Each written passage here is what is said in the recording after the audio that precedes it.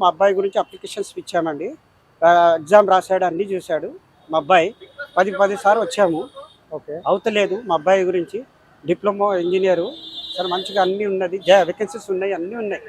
AP ట్రాన్స్ఫర్లో Raghuraman Reddy అప్పుడు చేసిండు, అందరికి ఇచ్చాడు, అపాయింట్మెంట్ చేశాడు. ఇప్పుడు ఎందుకు ఇస్తాడు? లేదు వేకెన్సీ ఎందుకు లేదు? ఇంతమందికి ప్రమోషన్ ఇచ్చాడు. వేకెన్సీస్ అన్నీ ఉన్నాయి, ఓపెన్గా వేకెన్సీస్ ఉన్నాయండి. ఎక్కడ ట్రాన్స్పోర్ట్ డిపార్ట్మెంట్ ఉన్నది. మరి ఇన్ని బద్మాష్ లెక్కలు ఎందుకు చేస్తున్నారు? కరెక్ట్ అయిన గైడ్నెస్ ఇస్తలేరు వాళ్ళకు. ఎవరు రాస్తున్నారు? హెచ్ఆర్డి అని అంటే వాళ్ళు రాష్ట్రాలది సరిగ్గా లేరు.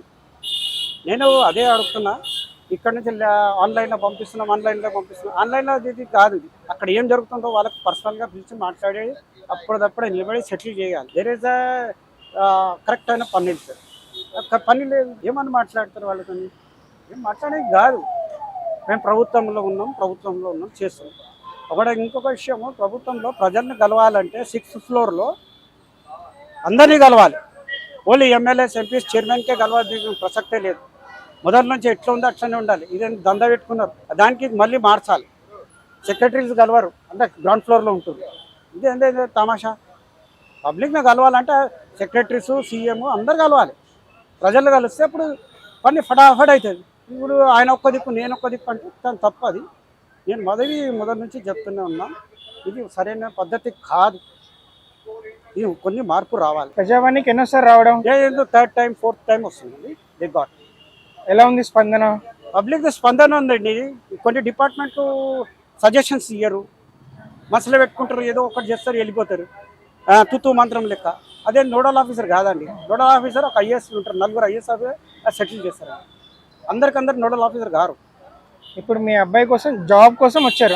జాబ్ గురించి వచ్చామండి. జాబ్ గురించి మా అబ్బాయి ఒక్కసారి వచ్చాము. మేము అందరికి 4 వచ్చాము. మేము అడిగాం ప్రాక్టికల్గా. ఓకే, అది. Thank you sir. మీరు ఎక్కడి నుంచి వచ్చారు చెప్పారు? మేము హైదరాబాద్, పుట్టింది హైదరాబాద్, అన్నీ చేసింది హైదరాబాదే.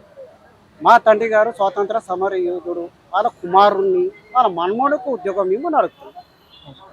Thank you. ఏం చదువుకున్నారు సార్ మీ అబ్బాయి? మా పిల్లాడు డిప్లొమా చేశాడండి. ఓకే. ఇప్పుడు ప్రెసెంట్ ఎక్కడైనా వర్క్ చేస్తున్నారా లేదా? ప్రజెంట్ ఏం లేదండి. దీని డిపెండ్ ఆఫ్ జాబ్ గురించి అండి. అవుట్ సోర్సింగ్ కానీ, ఏదైనా కంటింజెన్సీ కానీ. ఆర్టిజన్ అంటారు ఎలక్ట్రిసిటీ బోర్డులో. అంటే ఆర్టిజన్ దేనికి? కంటిజన్ టెంపరీ అవుట్ సోర్సింగ్ జాబ్. కంటిజన్ అంటే అపాయింట్మెంట్ లెక్క. ఇప్పుడు ఎలక్ట్రిసిటీ బోర్డులో ఎల్టీ లైన్లు ఉంటాయి. ఎల్టీ లైన్లో జంపర్ వేస్తే కరెంట్ బంద్ అయిపోతుంది, డైలాగ్లు కొడతారు. పిఆర్సీ అంటారు, డిఏ అంటారు. ఏరియాస్ ఇస్తలేరు, అది ఇస్తలేరు, ఇది ఇస్తలేరు అని అంటున్నారు. రోజుకొక తమాషా వచ్చింది. ఏదైనా క్లియర్ కట్గా వాళ్ళకి మనసు నొప్పి చాలా బాధలు ఉన్నారు. కాబట్టి అన్ని ఫెసిలిటీస్ ఇవ్వాలి, ఫ్రీడమ్ ఇవ్వాలి. జనాలకు బడ్జెట్ ఉన్నది, గవర్నమెంట్లో బడ్జెట్ లేదంటే లేదు. మన దగ్గర గవర్నమెంట్లో బడ్జెట్ ఉంది, మనమే లేదని అబద్ధాలు ఎందుకు ఆడుతున్నారు? అది తెలుసుకోవాలి. అది. Thank you.